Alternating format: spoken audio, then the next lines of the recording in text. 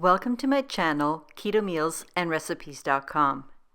Today I'm going to make cookies that are my keto, gluten-free and sugar-free adaptation of the popular Publix Calypso Cookies. These cookies have a complex tropical flavor, are mildly sweet, and have a slightly crunchy texture, but you can choose to make them either soft or crispy. These cookies are a delicious treat anytime you have a craving and you need a treat. But I also use them as a substitute for breakfast because they're very dense and they're also very filling. Best of all, each of the tasty Calypso cookies has a macronutrient ratio of 3.8 to 1 with 3.7 grams of total carbs, 2.2 grams of soluble fiber, 0.2 grams of insoluble fiber, resulting in 1.3 grams of net carbs and 4 grams of protein in each cookie. When you look at this table, I know you'll think that, gee, there are a lot of ingredients, but don't be intimidated. Most of these ingredients you'll probably have in your home already, and if you don't, are easily bought in regular grocery stores. As I've hinted before, using all of these ingredients creates a wonderful texture and combination of tropical flavors. After gathering up all of my ingredients and measuring out the quantities for each of these ingredients, I also line a baking sheet with parchment paper and then set this aside. I would like to start making the cookie dough with the wet ingredients. So to my stand mixer bowl, you could also use a large mixing bowl, add the butter and the sweetener. If you're using a stand mixer, use a paddle attachment to beat together both the butter and the sugar. And keep doing this until they're well combined. Whisk the eggs and drop them into the bowl. And pour in the coconut extract. If you don't have coconut extract, you can substitute with vanilla. And beat until all of this is well combined. Now it's time for the dry ingredients. Begin by placing a fine mesh sieve over the bowl, to which you add the almond flour, baking powder, baking soda, and finely ground salt. I also like to add glucomannan, which is also known as konjac root powder, because it's a nice binding agent for the cookies and keeps everything together. And also sprinkle in the cinnamon powder.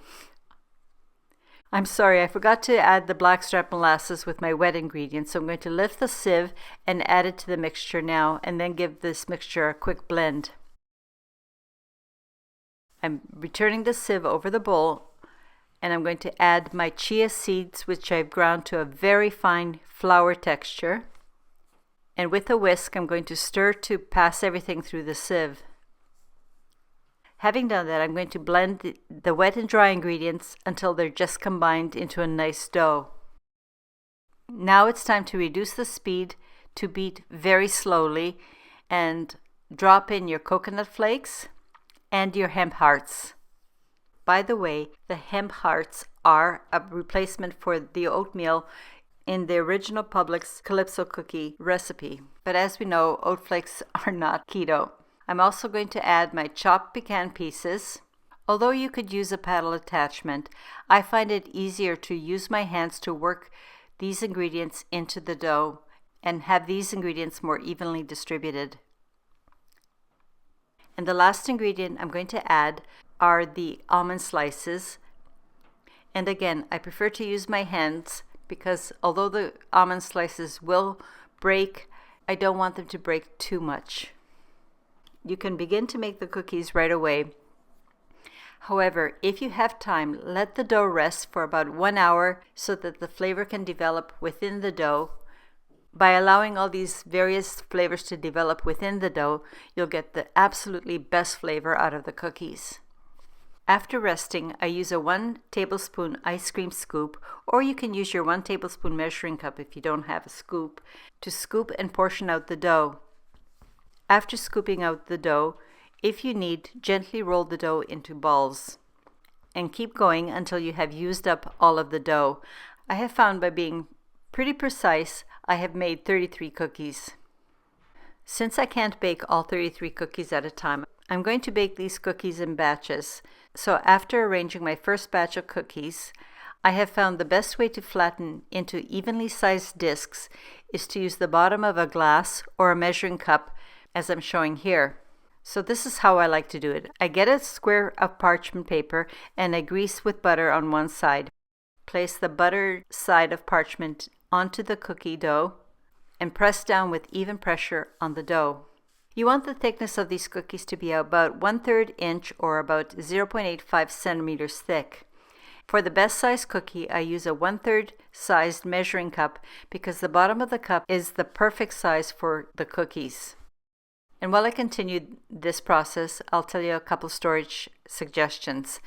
I have found that the best way to store the cookies is to put them in an airtight container and leave them at room temperature if you're storing them there for 2 to 3 days.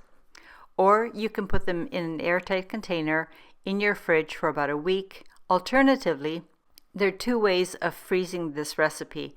You can either freeze the baked cookies or the raw cookie dough, but be very careful to store them in an airtight container that is sealed very well. And don't forget to label the container.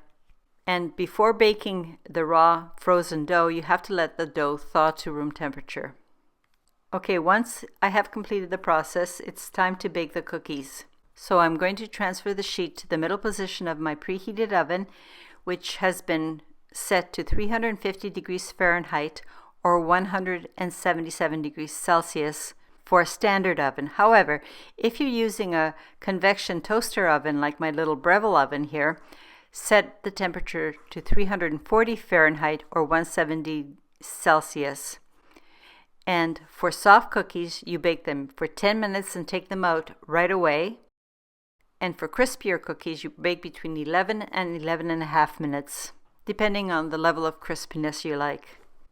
These cookies are pretty sturdy, but you should let them rest on the baking sheet for about 10 minutes and then transfer them to a wire rack or a storage container.